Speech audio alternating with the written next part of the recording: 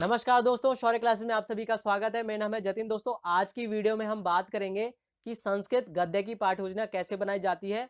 और आज का जो हमारा प्रकरण है वो हमने लिया है एनसीईआरटी संस्कृत की किताब से, जो रुचिरा भाग 1 यानी कक्षा 6 से लिया गया है। और प्रकरण का नाम है दशमः त्वमसि। आइए दोस्तों, बात करते हैं कि संस्कृत गद्य की पाठ योजना कैसे बनाई जाती है। तो दोस्तों, जब भी हम कोई संस्कृत गद्य की पाठ योजना बनाते हैं या लिखते हैं तो सबसे पहले कुछ सामान्य चीजें लिखनी बहुत जरूरी होती हैं, जिन्हें सामान्य प्रविष्टियां कहा जाता है। जैसे जिस भी आप विद्यालय में पढ़ा रहे हैं, टीचिंग प्रैक्टिस कर रहे हैं, तो उसका नाम लिखते हैं, या फिर अगर आपको कोई समूह संख्या मिली है तो आप वो पहले लिखते हैं।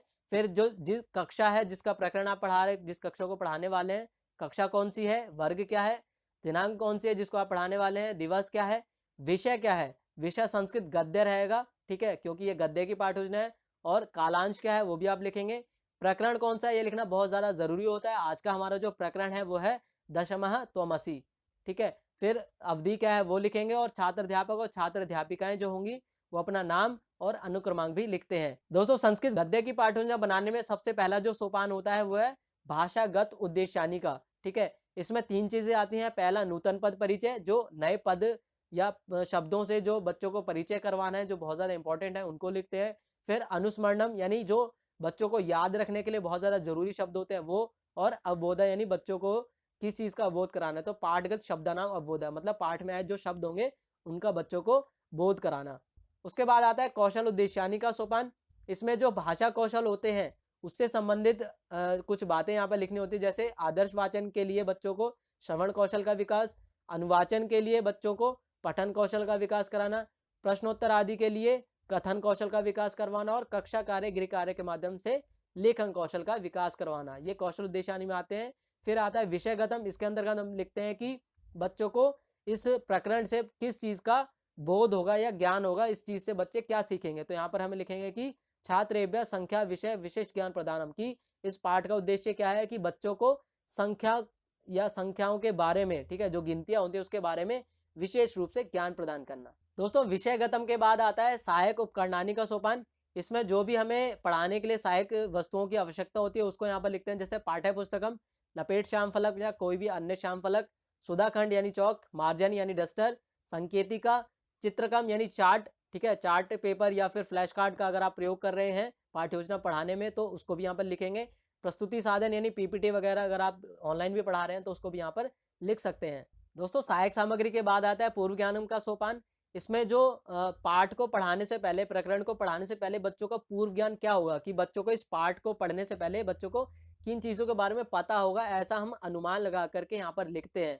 तो जैसे कि अगर संख्याओं से संबंधित ये पाठ है, कि गिनतियों के बारे में हम बताना चाहते हैं, तो छात्रः संख्या शब्दानाम इति विषय सामान्य रूपेण पूर्व परिचिताः सन्ति, कि बच्चों को संख्याओं के बारे में, गिनतियों के बारे में पहले से ही थोड़ा बहुत परिचय है या फिर पता है उनको। दोस्तों, वीडियो को आगे कंटिन्यू करने से पहले मैं आपसे एक छोटी सी रिक्वेस्ट कर लेता हूं कि आप इस वीडियो को एंड तक जरूर देखें, ताकि इस वीडियो का कोई भी इंपॉर्टेंट पार्ट और कोई भी सोपान आपसे मिस ना हो। और साथ ही दोस्तों, इस वीडियो को आप लाइक, कमेंट और शेयर जरूर कर दें अभी, क्योंकि एक एजुकेशनल वीडियो बनाने में बहुत ज़्यादा मेहनत लगती है और इससे हमें मोटिवेशन मिलता है कि हम आगे भी आपके लिए ऐसे ही और अच्छे वीडियोस बनाते रहें। तो दोस्तों, इस वीडियो को लाइक ज़रूर करें। दोस्तों, पूर्व ज्ञानम के बाद आता है प्रस्तावना का सोपान, जो बहुत ज़्यादा इंपॉर्टेंट होता है। इसमें हम मैक्सिमम 3 से 5 प्रश्न बनाते हैं या लिखते हैं, और जो सभी प्रश्न है वो एक दूसरे से जुड़े होते हैं जिगजैग फॉर्म में। लेकिन ध्यान रहे कि जो आपका अंतिम प्रश्न है वो समस्यात्मक होना चाहिए। जैसे कि जो पहला प्रश्न है उसका जो उत्तर आएगा, ठीक है, उसी आंसर से, उत्तर से दूसरा प्रश्न बनेगा, और दूसरे प्रश्न के आंसर से तीसरा प्रश्न बनेगा। ऐसे ही आपको सभी प्रश्न बनाने होते हैं जिगजैग फॉर्म में, ठीक है। एक बार देख लेते हैं कि क्या है। जैसे कि यहाँ पर जो प्रस्तावना है वो चित्र के माध्यम से प्रस्तुत की गई है, कि आपको चित्र को प्रस्तुत करते हुए बच्चों को चित्र दिखाने हैं, फिर आप प्रश्न पूछेंगे। तो इस तरीके से होती है कुछ प्रस्तावना। कुछ आप डायरेक्ट क्वेश्चन भी पूछ सकते हैं, ठीक है। कुछ गद्य है तो आप कुछ कहानी सुना करके भी उससे प्रश्न पूछ सकते हैं। तो ऐसे आप अपनी प्रस्तावना शुरू कर सकते हैं। प्रस्तावना के बाद आता है उद्देश्य कथन का सोपान। इसमें छात्र अध्यापक या छात्र अध्यापिका उद्देश्य कथन करते हैं कि छात्रः अद्य वयम दशमः त्वमसि इति पाठम पठिष्यामः, कि बच्चों आज हम दशमः त्वमसि इस पाठ को पढ़ेंगे। उसके बाद आता है प्रस्तुतिकरण का सोपान। इसमें जो प्रकरण आपने लिया गया है, ठीक है, जो आज पढ़ाने के लिए आपने प्रकरण लिया, गद्य है, ठीक है, इसमें 2 से 3 पेज होते हैं पढ़ाने के लिए। तो जरूरी नहीं है कि एक ही कालांश में या आज ही आप सारा पाठ पढ़ा देंगे। तो जितना आप पढ़ा सकते हैं, जितनी आपकी अवधि है 30 मिनट 40 मिनट का टाइम है, उसमें आप जितना प्रकरण पढ़ा सकते हैं उतना ही लेना और यहाँ पर उसको लिखना है। तो आप उसको पढ़ेंगे, प्रस्तुतिकरण करेंगे, ठीक है। तो उसको आप दिखाएंगे और साथ ही बच्चों को पुस्तक निकालने का निर्देश भी देंगे। दोस्तों आप देख सकते हैं जो प्रस्तुतिकरण में हमारा जो प्रकरण लिया गया है वो पहले पेज में नहीं आया, तो दूसरे पेज में भी यहाँ पर लिखा गया है।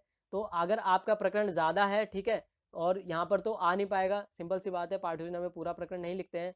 तो अगर ज़्यादा है, ठीक है, कम लाइनों में लिखना है तो थोड़ा सा लिख करके 2-4 लाइनें लिख के फिर डॉट डॉट डॉट डाल के ऐसे इस तरीके से फिर आगे उसको लास्ट जितना है लास्ट का पार्ट लिख सकते हैं।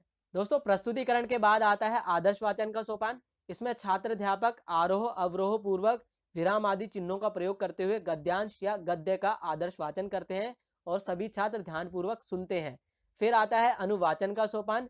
इसमें छात्र अध्यापक कुछ छात्रों को अनुकरण वाचन के लिए निर्देश देते हैं और निर्दिष्ट छात्र अनुकरण वाचन करते हैं।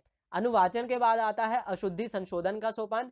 इसमें जो बच्चे अनुकरण वाचन के समय अशुद्धियां करते हैं, जो गलतियां करते हैं, गलत शब्दों का उच्चारण कर देते हैं या गलत पढ़ते हैं, ठीक है, तो उनको छात्र अध्यापक या छात्र अध्यापिका लपेट श्याम फलक या किसी भी श्याम फलक का जो प्रयोग करें उस पर लिखते हैं, उनकी अशुद्धियों का निवारण करते हैं, सही उच्चारण करवाते हैं और जो कठिन शब्द आए होते हैं गद्य में या गद्यांश में उसका अर्थ बताते हैं।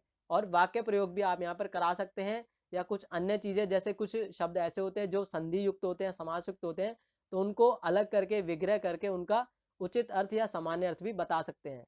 दोस्तों काठिन्य निवारण के बाद आता है भाषा अनुवाद का सोपान। इसमें क्या होता है कि जो आपने गद्यांश में पंक्तियां ली हैं, जितनी पंक्तियां ली हैं आज प्रस्तुतिकरण के लिए, उतनी ही पंक्तियों का उतना सटीक अनुवाद करना है आपको, ठीक है, सरल हिंदी भाषा में करना है जो बच्चों को समझ आए। या आपको यहाँ लिखना भी है और बच्चों को कक्षा में बताना भी है प्रस्तुतिकरण के समय। उसके बाद आता है बोधात्मक प्रश्नों का सोपान। इसमें पाठ के बोध के लिए कि आपको अनुमान हो जाएगा कि बच्चों को अभी तक आपने जो पाठ पढ़ाया उसका बोध हुआ है कि नहीं, इसके लिए भी आप 2 से 3 प्रश्न यहाँ पर लिख सकते हैं और बच्चों से प्रस्तुतिकरण में पूछ सकते हैं। दोस्तों बोधात्मक प्रश्नों के सोपान के बाद आता है अध्यापक कथन या सार कथन का सोपान। इसमें जो छात्र अध्यापक या छात्र अध्यापिकाएं होते हैं वो इस पाठ को या इस गद्यांश को, ठीक है, सरल संस्कृत भाषा में इसका सार बताएंगे कि इस पाठ से आपको क्या सीखने को मिलता है या इस पाठ में कौन सी चीजें बताई गई हैं, इसका महत्व क्या है। दोस्तों सार कथन के बाद आता है मौन वाचन का सोपान। इसमें छात्र अध्यापक मौन वाचन के लिए सभी छात्रों को निर्देश देते हैं कि सभी छात्र अब मौन होकर के इस पाठ का वाचन करेंगे, मतलब बिना आवाज किए हुए। उसके बाद आता है पुनरावृत्त्यात्मक प्रश्नों का सोपान। इसमें पाठ की पुनरावृत्ति के लिए 2 से 3 प्रश्न आप यहाँ पर लिख सकते हैं, बच्चों से पूछ सकते हैं। फिर आता है कक्षा कार्य का सोपान। अगर आपके पास समय है तो आप कक्षा कार्य के सोपान को ही कक्षा में प्रयोग कर सकते हैं, यानी कि बच्चों को 2 से 3 प्रश्न ऐसे दे सकते हैं जो थोड़े क्रिएटिव हों, जो बच्चे अच्छे से कर पाए, उनको समझ पाए, ठीक है, जो पाठ में चीज़ें आई हुई हैं, जैसे कि यहाँ पर विलोम शब्द दिए गए हैं, तो बच्चे इससे करेंगे कि वो समझ जाएंगे कि इसमें कुछ अलग है, मतलब हमें सीखने में मज़ा आ रहा है, बच्चों को पढ़ने में भी अच्छा लगेगा। तो कक्षा कार्य के सोपान में इस तरीके से 2 से 3 प्रश्न छोटे छोटे दे सकते हैं। फिर आता है गृह कार्य का सोपान।